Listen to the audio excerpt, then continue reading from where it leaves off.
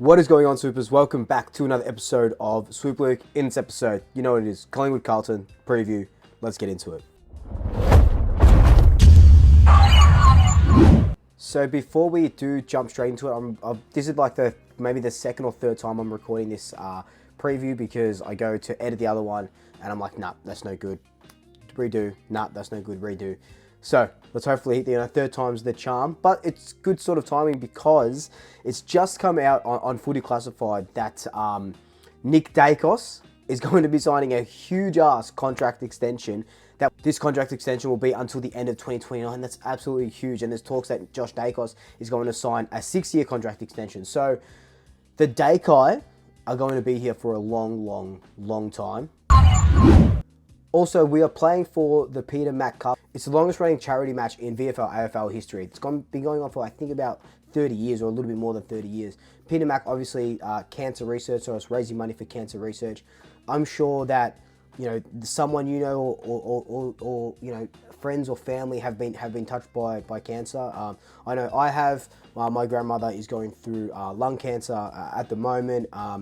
You would remember a couple of years ago, I raised money and shaved my head, so that's why I keep all my hair short now, just as a sort of reminder to Nana, and if she's watching, I love you so much. And she's always calling me up, talking to me about the game. Hopefully she's watching now. But yeah, she's always calling me up and saying, sorry that you lost, or congratulations that you won, and go Collingwood and stuff like that. And Nunu too, because I know Nunu's watching. But yeah, so it's touched me personally, it's touched our family and my family a lot. So this is just a great cause. So if you can donate, or just rock up and, we got to get rid of this ugly disease. Yeah, it's so yeah. But anyway, Nana, if you're watching, I love you so much. But now let's get into a little bit about this game. Sit back, relax. Let's talk about Collingwood and Carlton. So these two teams, a long history, and we know this. We talk about this in every single video, in every single Collingwood Carlton content creator, and all the fan pages and stuff. They talk about this, and it is just the biggest rivalry in the AFL world. Yes, you've got Port Adelaide and Adelaide. Yes, you've got Gold Coast and Brisbane, and Sydney and the Giants, West Coast and Fremantle. But no one does it as good, as big, and as better, or better than, actually, Collingwood and Carlton. This is, God, I hate this mob. I hate this mob so much.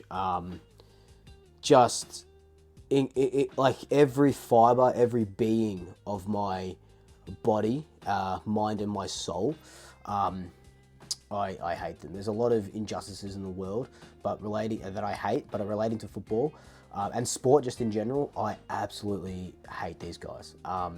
And we play them on Friday, the second time we played them this season, and it is going to be a big game. It's sold out. There's going to be probably close to 90,000. Friday, 750. They'll probably end up getting 87,500 is my guess. I think it's our home game. So it's just going to be a sold-out crowd. Carlton need to win. They're sitting 9th at the moment. Collingwood obviously sitting 1st. We would like to win a game, and then hopefully Adelaide knock off Port Adelaide. Then we go 3 games clear on top of the table. That would be very nice. But it is just, it doesn't matter if Collingwood are 1st, Carlton are 18th, or Carlton are 1st, Collingwood are 18th, or it doesn't matter any position they are on the ladder. This game is always, it's always either close or it's always some sort of blowout. But these last few games have just been tantalising, right?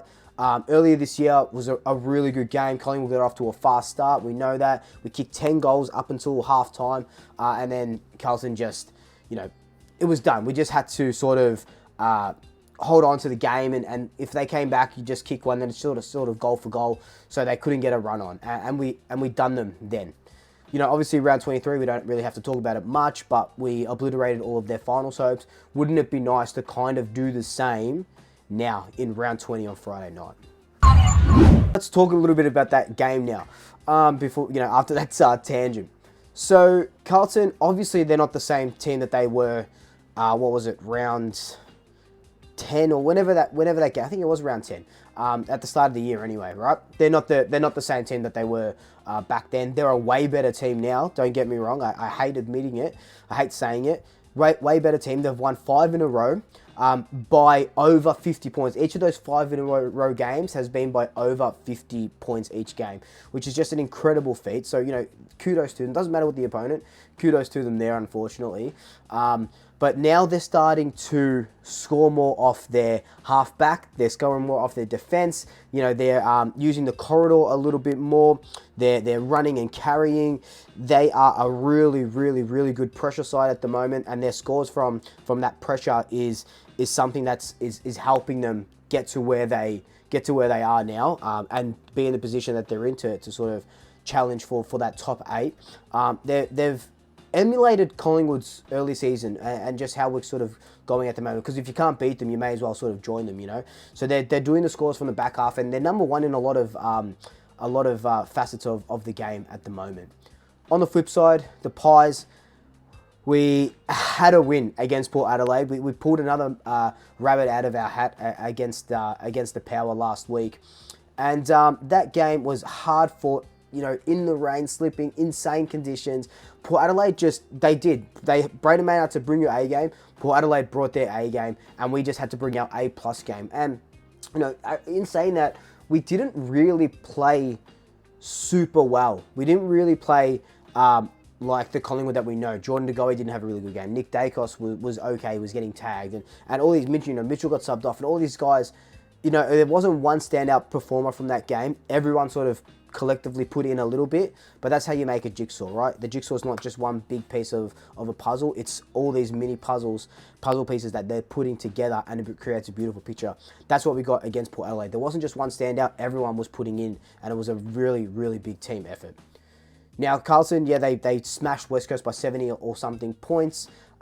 They did, it wasn't a hard-fought win, so I don't have the stats in front of me, so I can't tell you if what kind of teams come off, how they are the next week when they've just had a big win, how they are the next week, without getting challenged and stuff. But then I couldn't tell you the flip side, how are teams from a close win the next week. So either way, it's going to be a really, really, really good game, I feel. Now, selection and injury-wise, Carlton have got a lot of players out. And they've got a lot of players getting tested, and a few players out. So Mackay won't play, Jack Silvani won't play, Sam Walsh won't play. There's a question mark on Cripps, Chera, Martin, and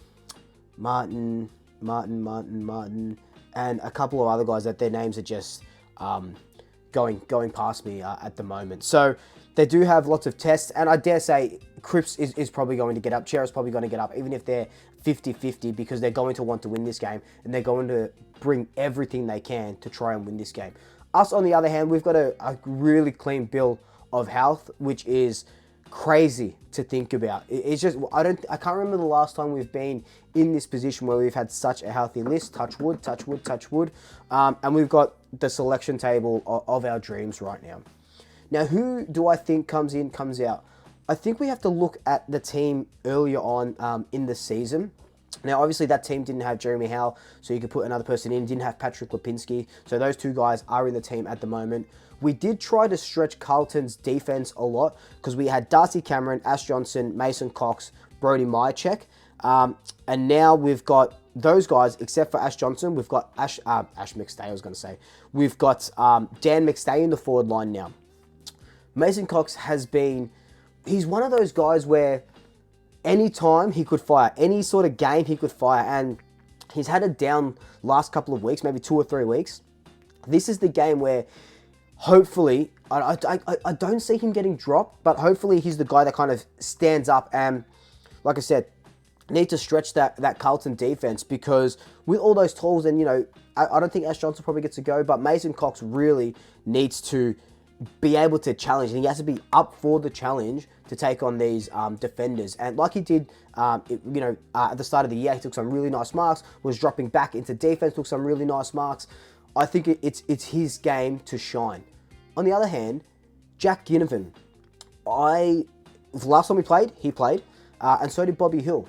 I would love for Ginnivan to come back. Could you imagine the storyline of Jack Ginnivan coming back after a few weeks in the VFL and tearing Carlton a new one?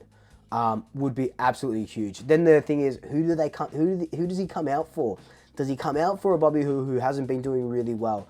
Does he come out for, a Mason Cox or like a Tall or something? Or does Mitchell, I think Mitchell plays, but, that's what they're trying to tell you. Mitchell's, going to be dropped or whatever it is. I don't think that's the case. But there's a lot of selection headaches. Thankfully, we're not on the committee. But it's just one of those things where, do you think Mason Cox is going to have a good game, or do you give Jack Ginnivan a go because he's done so well in the VFL, especially last week? 28 disposals, 2 goals, 5 tackles. He's done everything. He's done everything right. Is he the guy? Is he that excitement machine that we need at the moment? A couple of areas of concern I do have going into this game, though, which I do for most games, is our inability to win the ball back between the arcs. That's something that for the last 6 or so weeks, we've been really failing at. At the start of the year, we were a really good team for punishing teams off turnovers, scoring from turnovers, high pressure, getting the ball back when obviously a turnover, getting the ball back when the opponent has the ball.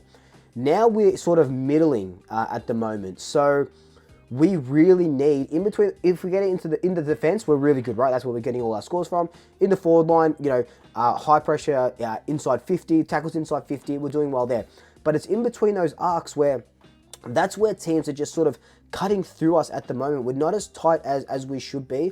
And, these sort of games where we're just winning and stuff, Port Adelaide were able to implement that Melbourne game style where all their pressure would be in their forward 50, and we'd have to bomb it back, but then they'd have their backs kind of up, and then it'll come back, and it'll just repeat entries inside 50. So that's going to be something that I think Carlton are going to employ, that we need to be on top of, but we also need to be able to convert over with our turnovers, because that was one of the best things about our game style at the start of the year. It's fallen off a little bit. We need to bring that back. What I think helped us and what I think we can exploit with Carlton is that no Mackay, right? They got Charlie Curnow. They'll probably bring in Pitternet. No Jack Silvani. And Motlop might not play. So with only having Mackay as your sort of focal point, that gives the likes of Jeremy Howe, Isaac Quaynor, Darcy Moore, and Nathan Murphy the ability to sort of, not play that sort of one-on-one, hard one-on-one against Curnow, because, Darcy Moore will fly over. We know that Darcy Moore had 11 intercept or 10 intercept possessions, 10 or 11 intercept marks the last time Carlton played, because they were just bombing it forward, and he's going over the top and he's getting those intercept marks. And I dare say they're not going to do that anymore. They're going to keep them low to the ground. We saw Port Adelaide, when they were going inside 50, to mitigate Darcy Moore's presence, they were going low to the ground, almost skidding the ground. And when you have to defend that, you can't. When it's bullet balls in, you can't. The one's big over the top, the big bombs in. If we can pressure Carlton into bombing it into their forward line, that's when we're going to get our intercept marks, we're going to get our intercept possessions, and that's when we can play on from deep 50 and get those chains and get those scoring chains going. But otherwise, they're probably going to lower their eyes and try and hit a small, maybe not even hit Curnow as much. Maybe Curnow plays a little bit up the ground, so he takes the defender out a little bit, and they employ their sort of smaller forwards to go in and do the work. So that's going to be something interesting to look out for. Either way, I think that's going to be an area where I think we can exploit. But look, like I said, I hate these guys. I hate, man. Look, I'm so nervous for Friday. I'm so nervous for Friday. I just want to beat them. I don't care if it's by 1,000 points. I don't care if it's by 2 points. Actually, not less than 6 points, because that means it's a goal, and I can't do that anymore, right? But I want to beat them. I just want to absolutely beat them, and they're gonna, obviously say that same thing about us. But God, we're going to beat them. We are going to beat them. Definitely. Which leads into my big calls and predictions. Now, my big call, my prediction, we'll start with my prediction first. My prediction is that we're going to win by 23 points. I just feel like Carlton are going to, hit us hard in that first quarter. They're going to give us everything they got. They're going to give us everything in the second, and then they might slow down a little bit as the third and the fourth quarter roll on, just like Collingwood. I'd love to see us play 4 quarters. I'd love to see us going into the fourth quarter with a lead, which I think we will have this game. But they're going to give us everything, and I still think it's only going to be 3 or 4 goals in it. My big call, though, and this, I'm going to release this Thursday morning, or, you're watching it on Thursday morning. So this big call, I'm going to give you 2, just because of selection. One big call is Ginnivan comes in and he kicks 3 goals. Second big call is Mason Cox stays in the game and he kicks 3 or 4 goals. I think it's going to be a big, if Mason Cox is still selected in the team, I think it's going to be a really, really, really big game for Maso. But anyway, guys, this has just been my preview on the huge Carlton and Collingwood game coming up. Let me know your thoughts down below. Do you think we're going to win? What's going on? How can we beat them? Or all your thoughts down below. But until then, like, comment, subscribe, tell your family, tell your friends, tell your pets, and I'll see you next time. Double checkers. I'll swoop you later.